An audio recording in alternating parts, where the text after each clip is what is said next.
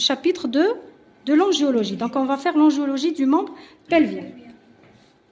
Donc, là, on va laisser juste le squelette et on va placer le système vasculaire. Donc, on va commencer par les artères du membre pelvien. D'accord? Donc, on va parler de l'axe artériel. Après, on va prendre chaque région. OK? Chaque région. D'accord? Donc, cardiovasculaire. Donc, on va commencer par le membre inférieur. Donc, je vais placer les deux membres, hein, le droit et le gauche. Le droit et le gauche. D'accord? Très bien. Donc, l'origine des artères du membre du corps, c'est bien sûr l'aorte. D'accord? Ensuite, l'aorte, bien sûr, elle va se continuer par l'aorte thoracique, l'aorte abdominale. Après, nous avons les artères iliaques. Donc, les deux artères iliaques. On a tout d'abord les artères iliaques communes.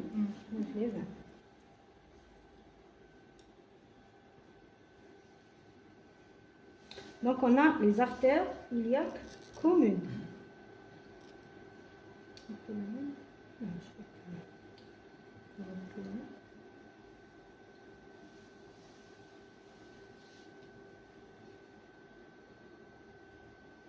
Voilà. Donc, on a l'artère iliaque commune. Elle est où l'artère commune? Donc, on a deux artères iliaques communes. C'est l'aorte qui va se terminer en deux artères iliaques communes, droite et gauche. Ensuite, les artères iliaques communes vont elles-mêmes donner, très bien, l'artère iliaque interne, l'artère iliaque externe. D'accord? Donc, je reprends l'artère iliaque interne et l'artère iliaque externe. On va placer toutes les artères, donc iliaque interne et externe. Donc, vous voyez que l'artère iliaque interne, où l'artère iliaque interne? Elle se dirige. Non, l'artère iliaque interne. Les branches vont assurer la vascularisation de la région glutéale. Et l'artère iliaque interne, elle se dirige vers le petit bassin, d'accord? Donc regardez son trajet. L'artère iliaque interne, regardez son trajet. Donc elle se dirige vers le petit bassin. Donc on l'appelle artère iliaque interne ou bien artère hypogastrique. Très bien. La deuxième branche des artères iliaques communes, c'est l'artère iliaque externe.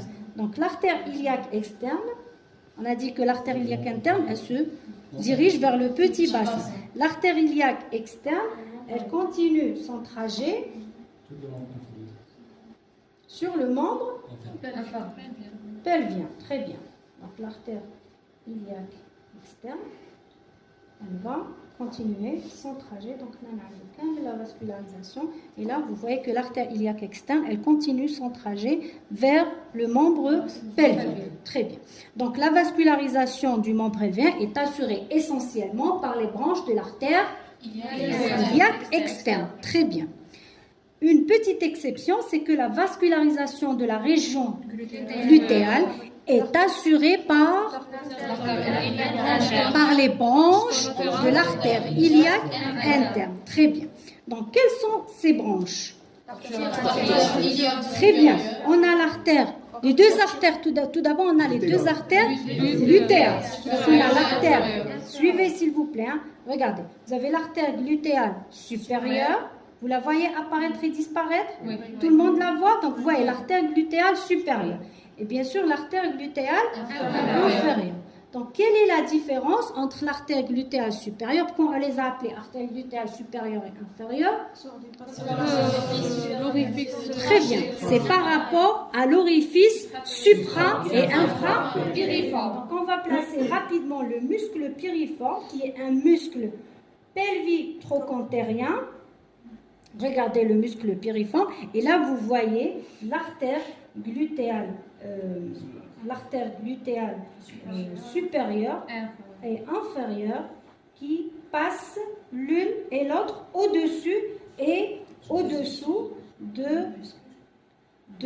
muscle, de l'orifice du muscle piriforme. Regardez la glutéale supérieure. Vous voyez, regardez l'orifice qui est situé au-dessus du muscle piriforme. Bon, la glutéale inférieure, la table n'est pas très bien représentée. On ne la voit pas vraiment passer sous le...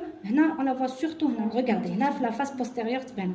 Donc, regardez, l'artère glutéale supérieure avec ses différentes branches. C'est une artère qui va assurer principalement la vascularisation du glutéal et principalement du muscle grand glutéal, d'accord?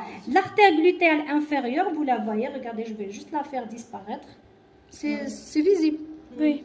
Donc l'artère glutéale inférieure, regardez, elle passe sous le muscle piriforme, ou bien elle traverse le foramen infrapiriforme, et c'est une artère qui est destinée à vasculariser les muscles petits et moyens glutéal, plus le muscle tenseur du fascia latéral. Donc, d'où les deux premières branches issues de l'artère iliaque interne qui vont participer à la vascularisation de la région glutéale. Une autre branche qui se trouve avec on a cherché tout à l'heure l'artère obturatrice, on ne l'avait pas trouvée. Finalement, c'est une artère qui est placée avec les artères de l'abdomen. Et là, on va la faire extraire. Donc, l'artère obturatrice, voilà, l'artère obturatrice. Là, on est obligé de passer à une vue antérieure. Pourquoi on l'a appelée artère obturatrice, s'il vous plaît? Il y a l'artère obturatrice. Vous la voyez, regardez comment elle franchit le foramen obturateur. Et c'est une artère qui va assurer essentiellement la vascularisation du muscle obturateur externe, et surtout c'est une artère qui va donner l'artère de la tête fémorale. L'artère de la tête fémorale est une branche de l'artère obturatrice. D'accord? Donc regardez, vous la voyez. Très bien, donc l'artère obturatrice. Et les deux dernières branches, ce sont les artères pudendales, anciennement appelées artères honteuses. Ce sont les artères honteuses internes ou bien pudendales interne, d'accord? Donc, pour les branches de l'artère iliaque interne qui sont destinées à la vascularisation de la région glutéale, d'accord? Maintenant, on passe à la vascularisation du membre inférieur. Et on va commencer tout d'abord par l'axe artériel. Donc, l'axe artériel, première artère du membre pelvien, c'est l'artère fémorale. Très bien. L'artère fémorale qui fait suite à l'artère à quel niveau? Regardez, je pose le stylo, c'est la limite. C'est le ligament inguinal. Donc le ligament, c'est pas l'inguinal, c'est pas la même chose. Hein. Le ligament inguinal, anciennement appelé, vous cherchez, vous me rendez la réponse, d'accord? Donc c'est un ligament qui est tendu de l'épine iliaque antéro-supérieure à l'épine du pubis, d'accord? Donc sous ce ligament glisse l'artère. Donc l'artère iliaque externe se continue par l'artère fémorale. L'artère fémorale qui est l'artère principale de la cuisse, qui constitue également un tronc de passage vers le membre pelvien, d'accord? Donc l'origine c'est le ligament inguinal et la terminaison c'est...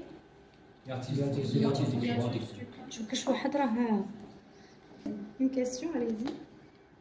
Question, allez-y. Ah, stylo, oui. Moi j'avais oublié que c'est le stylo qui empêche le...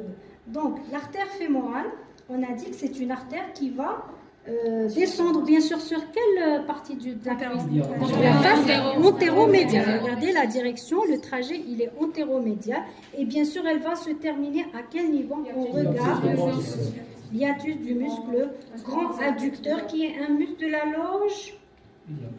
de la loge médiale de la cuisse. Donc, regardez l'hiatus, on le voit très bien. Donc, là commence le deuxième segment du membre vasculaire artériel du membre pelvien qui est l'artère poplitée. Donc là, c'est l'artère fémorale. Donc une fois elle franchit l'hiatus du muscle grand adducteur, donc regardez l'hiatus comment il se fend. Donc elle se continue par l'artère poplitée. L'artère poplitée qui est l'artère du genou. D'accord? C'est l'artère du genou. Donc c'est une artère qui a un trajet postérieur. Son trajet, il est dorsal, contrairement à l'artère fémorale qui a un trajet antérieur et médial. D'accord? Donc, il est dorsal et médiane. Donc, regardez, elle traverse la partie centrale de la cuisse. L'origine, c'est Et la terminaison, c'est l'arcade du muscle solaire. Vous voyez l'arcade du muscle solaire? D'accord? Donc, il y a l'artère, ça c'est l'artère poplitée. Ok? Comme on avait dit, donc c'est l'artère du genou. Après, on va entrer dans les détails. Maintenant, on parle juste de l'axe artériel, ce que vous devez faire dans votre résumé. Donc, vous tracez l'axe artériel et vous mettez les limites, d'accord? Les limites musculaires, bien sûr, ok? Ensuite, l'artère poplitée, sous l'arcade du muscle solaire, elle va se elle va se diviser, regardez, en deux branches. Une branche postérieure et une branche antérieure. La branche postérieure, donc, elle continue le trajet dorsalement et on va la nommer artère tibiale postérieure qui va donner une branche importante qui est l'artère fibulaire. La deuxième branche, elle va passer en avant et elle va passer au-dessus de la membrane interosseuse et elle va descendre sur l'axe antérieur, sur la partie antérieure et médiane de la jambe. Médiane, hein, elle est presque médiane. Le trajet, il est presque médiane puisqu'elle va passer en avant de la membrane interosseuse qui va séparer les deux os, d'accord? Et bien sûr, ça, c'est l'artère tibiale antérieure, d'accord? Donc, l'origine des deux artères, c'est l'arcade du solaire. L'artère tibiale antérieure qui descend sur la loge antérieure de la jambe et qui va assurer la vascularisation de la loge antérieure, de la face antérieure de la jambe, elle se continue au niveau du rétinaculum, des muscles extenseurs qui n'est pas représenté ici malheureusement sur la table. Et donc à ce niveau à peu près, d'accord, à ce niveau-là, où se trouve le stylo, d'accord, le rétinaculum des muscles extenseurs, vous avez les schémas, vous pouvez les consulter. Donc elle se continue par l'artère dorsale du pied, qui est une artère destinée à la vascularisation du dos du pied. Cette artère dorsale du pied, bien sûr, elle va s'anastomoser avec les artères de la plante du pied. D'accord?